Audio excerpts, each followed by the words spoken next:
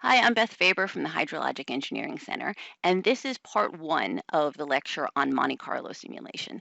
This lecture will have three videos, and it is the seventh lecture in the course on statistical methods in hydrology. So Monte Carlo simulation is one of my favorite lectures to offer in our HEC classes, and I'm not sure it will be quite as fun talking to the camera and only imagining all of you to be present, but we'll see what I can do, and I hope it is still fun. So, what is Monte Carlo simulation?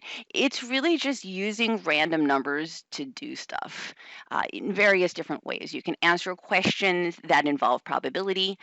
We can evaluate problems that have uncertainties or variabilities within them. There's a lot of different uses for Monte Carlo simulation. We'll walk through some of them. So the name does refer to the city of Monte Carlo in Monaco. A lot of probability theory was developed around gambling. I guess, there's a lot of money in it. So some researchers were developing applications using Monte Carlo simulation during World War II, and they needed a code name for it. So they chose Monte Carlo as a code name, but then they did later publish some of the work and the approach in 1949 under the name Monte Carlo. So the name stuck. So we've already seen Monte Carlo simulation in this class, in fact, in the introductory lecture, right? So it's an approach that allows us to explore many possible outcomes of a process if we can describe the probabilistic structure of the process. And so in the introductory lecture, we described the probabilistic structure of a six-sided die, and then we used Monte Carlo simulation to roll the die many, many times. Right. So that's one of my favorite uses of Monte Carlo simulation. And so I list that as the first. So we're examining the error in estimates of probability by creating many small samples from a known probability distribution and then re-estimating the distribution parameters. Right. And many ways that we can explore the uncertainty in estimating probability in that way. We did it in the introductory lecture, and then we're going to do it again in the next lecture on uncertainty and frequency curves.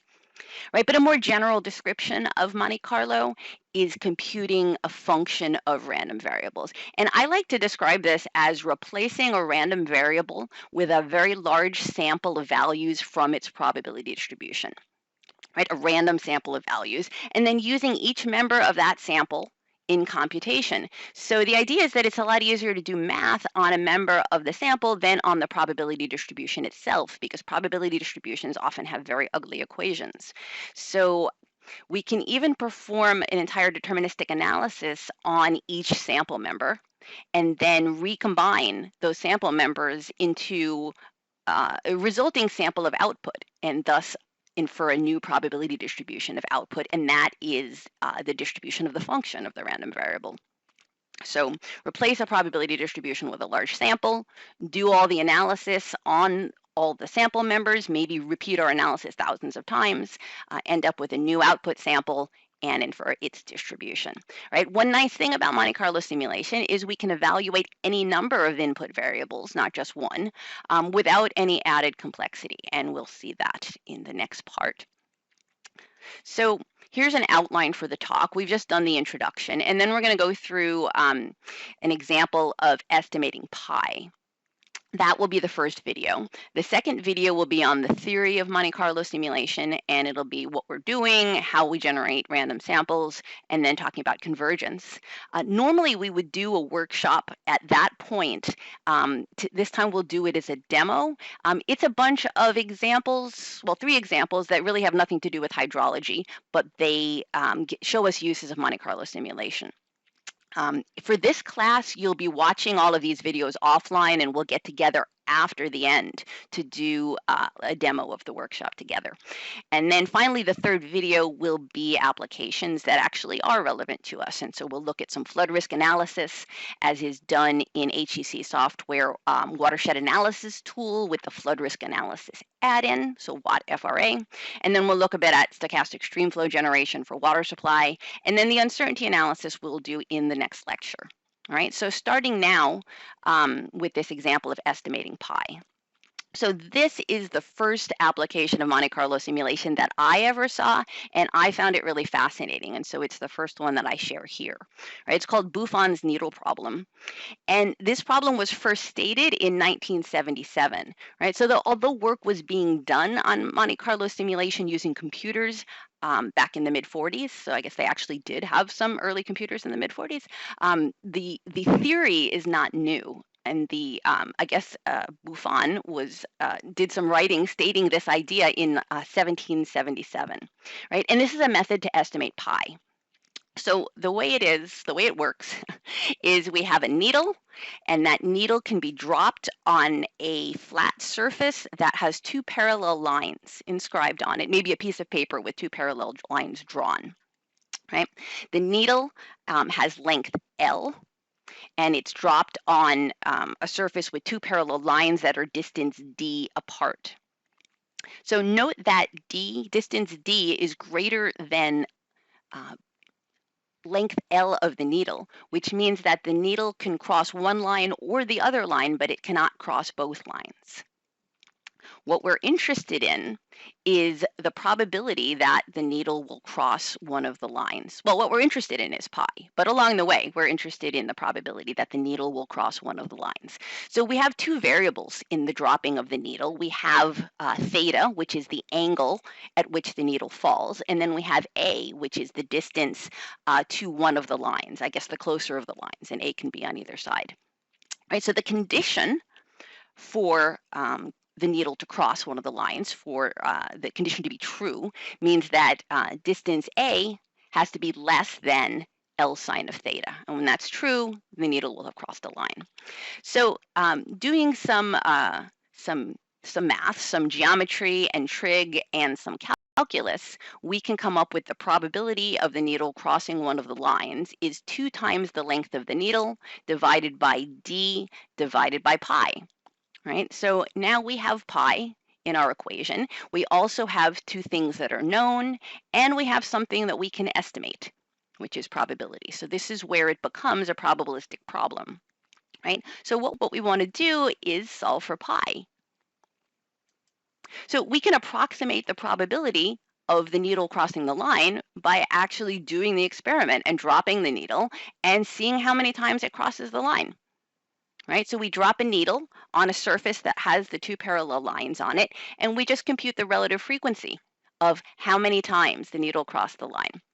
So using Buffon's notation, he had capital M being the number of times the needle crossed and small n being the number of times the needle is dropped. And so the estimate of probability of the needle crossing the line is just M over n, which again, as we've seen in this class, is just a simple relative frequency, right? So the estimate of probability is M over N, and that's probability with a little hat on it.